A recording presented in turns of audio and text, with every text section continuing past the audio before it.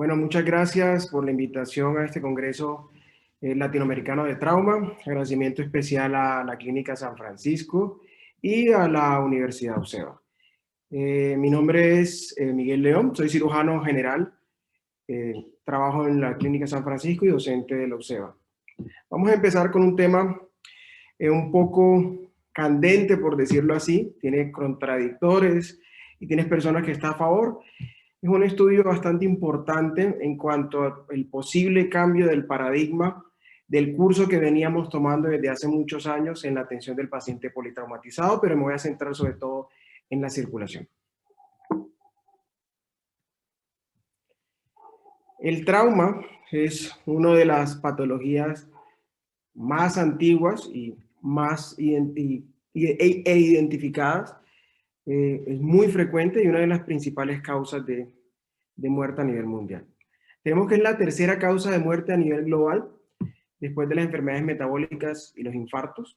Es la primera causa de muerte entre el primer año de vida a los 44 años de vida. Anualmente, a nivel mundial, se han llegado a contabilizar 5.8 millones de muertes, lo cual nos lleva a una pérdida de 75 millones de años de vida a nivel mundial. Como podemos ver, es un problema bastante complejo, muy grave en cuanto a las vidas productivas y los años productivos que se pierden posterior a los fallecimientos. Entonces tenemos que aproximadamente la mitad de estas muertes ocurren en el ambiente prehospitalario. Es muy frecuente, dependiendo de la magnitud y la cinemática del trauma, que las personas fallezcan en la zona del trauma. Entonces tenemos que el doctor Richard Gosling hizo una descripción bastante interesante en cuanto al trauma, conociendo que el trauma es una pandemia, es una entidad bastante compleja que no, tiene repercusiones socioeconómicas, afectivas, de lazos, porque cada persona que fallece pues tiene un círculo familiar. Pero no solo eso es importante, resulta que al ser una pandemia y ser algo tan frecuente, los países que están en proceso de desarrollo, para no llamarlos tercermundistas, estos países tienen un sistema de salud precario, por llamarlo de alguna forma, o no tan eficiente. Estas muertes que van a ser mayores en este tipo de países van a generar muchos muchos costos. Entonces tenemos que no existen datos concretos del número de personas que sobreviven. Cuando digo que no existen el dato concreto de personas que sobreviven, no me refiero a que la persona que tiene el trauma y fallece durante la cirugía o en el sitio del trauma, sino las personas que tienen muertes tardías con relación a este trauma. Se desconoce el número de personas con algún tipo de discapacidad permanente. Recordamos que las incapacidades permanentes generan pérdida del poder adquisitivo de las personas, pérdida de la mano de obra para las empresas. Entonces va a ser algo muy complejo. Y los costos relacionados a esto, como la atención clínica, rehabilitación, incapacidad, pensión por invalidez o muerte. Entonces, si podemos apreciar la muerte en pacientes por trauma, que es muy frecuente, estamos hablando de 5.8 millones de muertes anuales entre el primer año y los 44 años de vida, es un problema bastante complejo. El doctor Donald Tronky empezó a describir los 3 picos de muerte. Él los describió en inmediatas, tempranas y tardías. Tenemos que las inmediatas son las muertes que pasan en el sitio de la lesión. Es un 50% del total de las muertes traumáticas. Estas muertes, que es el 50%, un dato no despreciable, están relacionadas a traumas craneoencefálicos, trauma de tórax o traumas vasculares complejos. Estos pacientes tenemos poco o nada que ofrecerle posterior al trauma. Pero la parte que más nos importa, sin decir que no podemos hacer algo antes de las inmediatas, son las tempranas. Entonces tenemos que las tempranas es un 30% de las muertes por trauma, y este tipo de muertes se ven asociadas a la hipoxemia, hipoperfusión y la hipoxia. Puede ser por un trauma, puede ser por trauma vascular, puede ser por neumotórax, puede ser por hemotórax, pero estas son prevenibles y dependiendo nuestra rapidez. Dependiendo del enfoque que le demos a este tipo de trauma, podemos aumentar la sobrevida. Y tenemos las tardías, que van a generar un 20% de las muertes en total. Y estas van a estar asociadas a sepsis, fallas multiorgánicas y generalmente son después de los 15, se consideran 7 días. Importante, la hora dorada. Entonces, la hora dorada es algo que se implementó para mejorar la sobrevida de estos pacientes del 30% o las muertes tempranas. Dependiendo de nuestra rapidez y las maniobras que empecemos a utilizar para tratar de contrarrestar estas muertes, vamos a tener un éxito bastante importante. El Colegio Americano de Cirugía creó el Advanced Trauma Life Support, que las siglas es el ATLS. Entonces, el Colegio Americano empezó a entrenar a todo el personal médico y paramédico con maniobras o con conductas claras para poder atender este tipo de pacientes politraumatizados. Entonces tenemos el A, vía aérea permeable, control de la columna cervical; el B, buena ventilación; C, circulación y control de hemorragias; D, déficit neurológico; y E, exposición al control de la hipotermia. Esto es lo que hemos venido haciendo desde hace mucho tiempo, con cierto grado, o no con cierto grado, con un grado de efectividad o eficiencia para la atención de estos pacientes. Pero el día de hoy vamos a hablar de C. Entonces, vamos a hablar de circulación en específico con relación al ABCD. ¿Listo? Entonces tenemos que la circulación es algo muy importante al cual vamos a hacer énfasis en nuestra charla. Entonces tenemos que el abordaje sistemático del ABCD se basa en un consenso de expertos. Realmente no tiene una evidencia que avale por qué este orden y por qué empezó a hacer este orden. Desde que empezamos a utilizar esta secuencia de manejo del trauma, realmente hubo un cambio en la sobrevida de los pacientes. Pero en los últimos 20 años hemos encontrado de que hay un estancamiento, no hay un cambio, ni hay mejoría en cuanto a la sobrevida de los pacientes cuando tenemos este sistema de atención del trauma. Entonces podemos hablar que la intervención prehospitalaria es un enigma. Si hago tal cosa, como tomar y correr, como así lo describen los norteamericanos, recoger y llevar, o estabilizar y llevar al centro asistencial, no ha tenido mucha diferencia. Entonces por eso hablamos que es un enigma. Por ende, podemos decir de que el ABCD en estos momentos tiende un poco a fallar, no porque realmente no sirva, sino porque nos hemos estancado en los últimos 20 años y no hemos encontrado una mejoría en la sobrevida de nuestros pacientes. Por eso el día de hoy traigo a colación una revisión que me pareció muy importante. La doctora Paula Ferrada es una cirujana general colombiana, estudió cirugía en Estados Unidos y es cirujana de trauma. Y la doctora Paula Ferrada muy acuciosamente empezó a investigar por qué teníamos ese estancamiento en estos últimos 20 años en la sobrevida de los pacientes. Entonces encontró en su revisión datos curiosos e interesantes de los que vamos a hablar. Ella empezó a debatirse un poco el por qué ABC y por qué no CBA. Cambió la vía aérea por la circulación. Entonces vamos a hablar un poco y poner en versus el ABC con el CAB. Entonces tenemos que el ABC es un consenso de expertos que carece de evidencia sólida. La intubación orotraqueal, óiganlo bien, espero que no se malentienda, la intubación orotraqueal puede tener efectos deleterios, hablando de pacientes con shock hemorrágico. Hablando de pacientes con shock hemorrágico. No todo esta secuencia de atención de trauma se puede realizar en pacientes, en los pacientes, ¿listo? Este tipo de secuencia o este tipo de enfoque de primero circulación es en pacientes con hemorragia, ¿ok?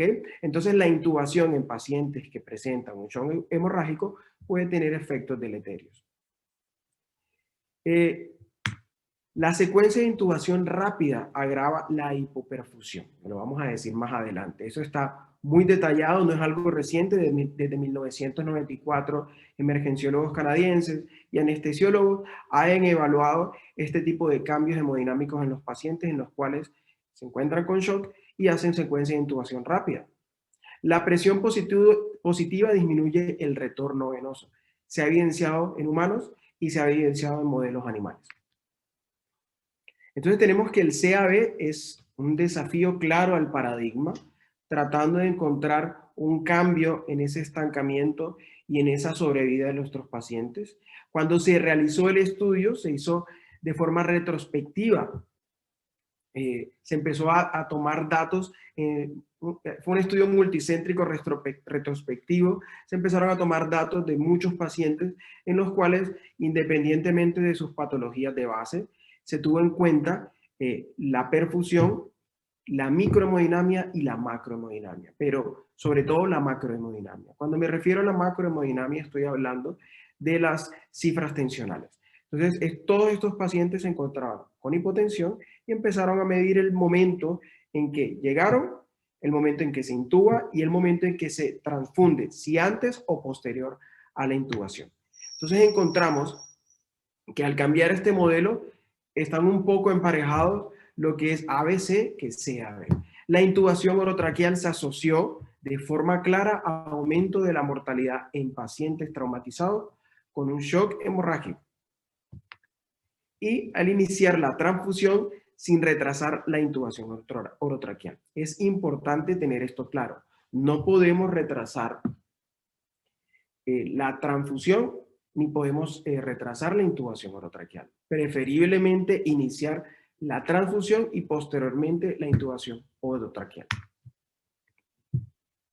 Desafíos fisiológicos de la intubación orotraqueal. Esto es lo que se evidenció, lo que se ha encontrado en los últimos tiempos y que la doctora Ferrada encontró y por lo cual le causó curiosidad y trató de encontrar una forma diferente de abordar los pacientes politraumatizados con shock o con sangrado.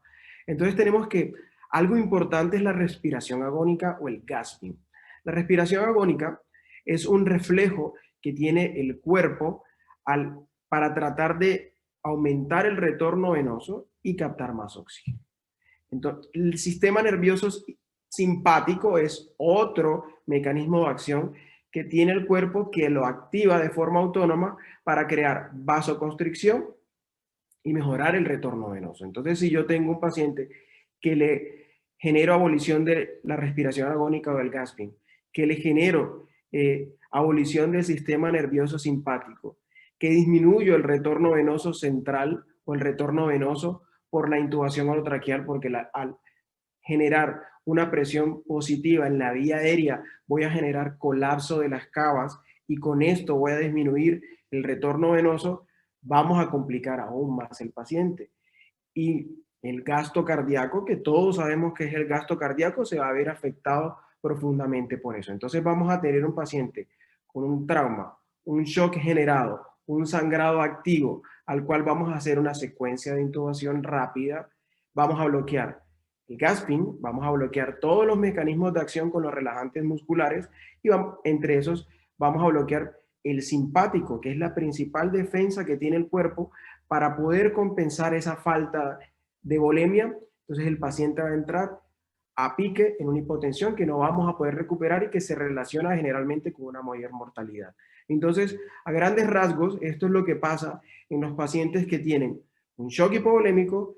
Vamos a bloquear las respuestas fisiológicas del cuerpo con los fármacos que necesitamos para intubar al paciente. Entonces, esto debe quedar claro y esto es muy importante. La palabra clave es hemorragia. Continuando con el artículo de la doctora Paula, tenemos que la secuencia CBA no aumenta la mortalidad en comparación con la tradicional ABC. Y lo más importante es realizar un ensayo prospectivo y multicéntrico. Es algo un poco complejo, pero lo cual ya se está haciendo. Y entre los centros suramericanos se encuentra Brasil y se encuentra Colombia, Fundación Valle de Lili, haciendo un estudio bastante interesante. Algo importante para resaltar es que a pesar de que la ATLS es claro y todos hacemos uso de la ATLS a diario, los que manejamos el trauma, se encontró que por alguna forma, de alguna manera, la cual no sabemos explicar porque se realizó un estudio retrospectivo, encontraron de que se estaba en muchos casos transfundiendo al paciente previo a la intubación. Entonces es interesante ver cómo otros médicos han tratado de buscar un poco la mejoría de sus pacientes, viendo de que de pronto el ABC en ciertos casos puntuales, como son el trauma, no generaba una mejoría en la sobrevida. Entonces es una revisión bastante interesante, la cual me encuentro poniéndola en práctica, llevando mi estadística y esperemos el resultado de este estudio multicéntrico prospectivo. Esperemos que pronto salgan los resultados. Listo, siguiendo con Circulation First, en ocasiones pensamos de que no, eso solamente se puede hacer en centros de alta complejidad, solamente se puede, no. Aquí les traigo una muestra de un paciente al cual empecé, mi primer paciente con el cual empecé este tipo de secuencia CBA. Entonces tenemos a este paciente que presentó una herida por arma cortopunzante región lumbar, entra con un shock, el emergenciólogo inicia con transfusión, inicia con reposición hídrica y normalmente los emergenciólogos, como los médicos, venimos acostumbrados con primero asegurar la vía de intubación, le pedí que por favor no lo intubara para subirlo a cirugía. El que se encuentra a la izquierda del paciente es el anestesiólogo. Si se dan cuenta, está el paciente, le estamos lavando por el médico ayudante el abdomen y el tórax. Siempre se debe lavar el abdomen y el tórax en el caso de necesitar ascender a tórax para hacer un clampeo de la aorta y masaje cardíaco directo. Acá preparamos ya el paciente, donde empezamos a hacer, inmediatamente lo intuban, hacemos la laparotomía. Encontramos que tiene un hemoperitoneo aproximadamente de 3.000 a 4.000 cc y tenía una sección completa del hilio renal izquierdo. Se ponen compresas para empaquetar esa zona del retroperitoneo, que es la zona 2 izquierda, para después poder, de una forma más tranquila, sin tanto sangrado, poder llegar a esa zona del retroperitoneo. Se realiza una nefrectomía izquierda, tipo cirugía control de daño, se empaqueta el paciente y se remite a unidad de cuidados intensivos.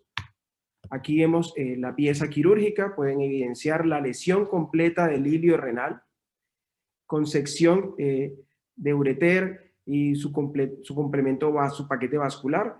Y podemos, en la otra foto podemos evidenciar la cantidad de compresas, fueron 72 compresas, no se ven ahí, todas empapadas de sangre. Fue una pérdida sanguínea bastante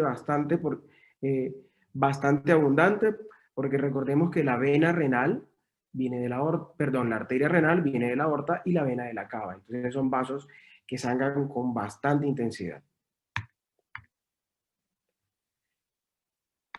Esto es algo muy interesante, ya no es de Circulation First, ya es otra revisión, donde empiezan a mostrar las maniobras prehospitalarias, cómo han cambiado y cómo hemos retomado conductas que estigmatizamos. Entonces tenemos que la transfusión prehospitalaria es algo muy importante. Hay que hacer hay que darle gracias a los militares. Los militares nos han enseñado mucho basado en el trauma.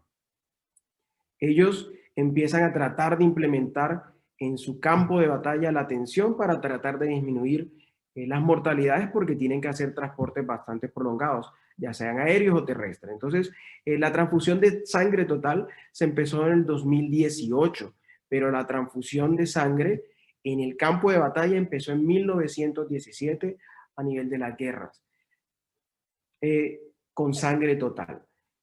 Desde hace aproximadamente 4 años en Estados Unidos, dependiendo del estado, porque cada estado es independiente de tomar sus decisiones, han decidido tomar sangre total. La sangre total tiene unos beneficios muy importantes, que es que no necesitamos administrar tanto volumen para adquirir las células o el número de células o de glóbulos rojos que necesitamos aportar a nuestros pacientes. Las ventajas de la sangre total, de los glóbulos rojos y hemoderivados es que son más rentables para las instituciones y se pueden conservar de una forma más fácil. Pero los resultados que nos están dando la sangre total, creería que en unos años nos veríamos abocados a estar utilizándolas en nuestros centros de atención. El torniquete, como les decía anteriormente, cosas que hemos dejado de usar, que se han estigmatizado, las hemos retomado. Una de esas cosas es la sangre total y ahora los torniquetes. En el 2001 se hizo una campaña donde se decía que los torniquetes no se debían usar, porque generaban más complicaciones que beneficios. Pero desde el 2001, desde el 2014, los militares lo han venido utilizando de forma sistemática y la población civil también, encontrando datos muy interesantes donde dice que el uso de torniquete disminuye de forma considerable el número de amputaciones. Además de eso, encontramos que los pacientes a los cuales se les hace el torniquete de forma prehospitalaria ingresan al centro de atención con unas cifras sistólicas mucho más altas que a los que no se les realizó este tipo de maniobras. Esto es un tema, un dispositivo odiado por muchos, querido por otros y cuestionado por otros más. Se llama el RIBOA. El RIBOA no es más que un balón de oclusión de la aorta. Se introduce a nivel de la femoral, se asciende por la aorta y se lleva a la zona 2 de la aorta y se infla ese balón. ¿Qué me genera este tipo de dispositivo o qué gano con este tipo de dispositivo? Entonces resulta que al inflarse en esta zona de la aorta, vamos a garantizar que la eyección de la sangre vaya para órganos vitales, cerebro, corazón y pulmones, y podamos desviarlos por un momento de esa volemia que va a los intestinos y a las extremidades inferiores. Ha tenido resultados muy interesantes para los sitios en los cuales utilizan este tipo de dispositivos de forma sistemática. El servicio de cirugía de trauma de Cali ha tenido muy buena experiencia con este dispositivo y con esto tratamos de evitar las toracotomías de reanimación. Se necesita un centro, se necesitan 2 cirujanos al menos o por lo menos un emergenciólogo que tenga entrenamiento para colocación del RIBOA, porque el RIBOA tampoco es que sea inofensivo. Si nosotros colocamos mucho RIBOA y de forma indiscriminada en pacientes que no lo usen, o recuerden que todo procedimiento invasivo tiene cierto grado de complicación, podemos generar complicaciones asociadas como lo es las amputaciones. Entonces, realmente es un dispositivo muy bueno que al darle un buen uso, la sobrevida de los pacientes aumenta. Entonces tenemos la esternotomía de reanimación con clampeo de la aorta descendente. Esto sería, entre comillas, algo parecido al RIBOA. Es igual de efectivo hacer un masaje cardíaco externo con compresión o con utilización del RIBOA que hacer una toracotomía, una toracotomía con clampeo de la aorta. Viene siendo el RIBOA un procedimiento menos morbido, pero no es tan fácil utilizarlo, no es tan fácil tener este equipo, no es tan fácil el entrenamiento. Entonces, a la falta del RIBOA, vamos a la toracotomía o esternotomía de reanimación. Algunos preguntarán, ¿por qué esternotomía? ¿Por qué toracotomía? Es dependiendo del entrenamiento que tenga el cirujano, dependiendo de la ubicación de la lesión en tórax, dependiendo de los insumos que tenga también cada institución. Yo particularmente me siento cómodo con la esternotomía y toracotomía, y en este caso, por el tipo de lesión del paciente, opté por hacer una esternotomía. Entonces, se realiza la esternotomía más masaje cardíaco directo y compresión de la aorta. Hay que hacer compresión de la aorta. No tiene sentido hacer una toracotomía o una esternotomía y dar masaje cardíaco directo si no tenemos compresión de la aorta. En ocasiones no es tan fácil clampear la aorta con el paciente que aún todavía no se encuentra intubado o anestesiado, sino en estado post-colapso. Es un poco complejo, pero es lo que hay que hacer. Abrir el tórax, clampear la aorta descendente y realizar masaje cardíaco directo. Este paciente tenía una lesión importante en el ápex.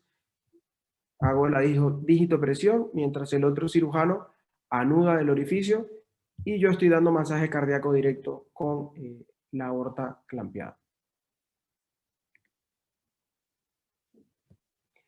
Al mismo momento en que la doctora Ferrada saca esta revisión de Circulation First, el Colegio Americano de Cirugía lanza una campaña a nivel mundial que se llama Stop the Bleeding.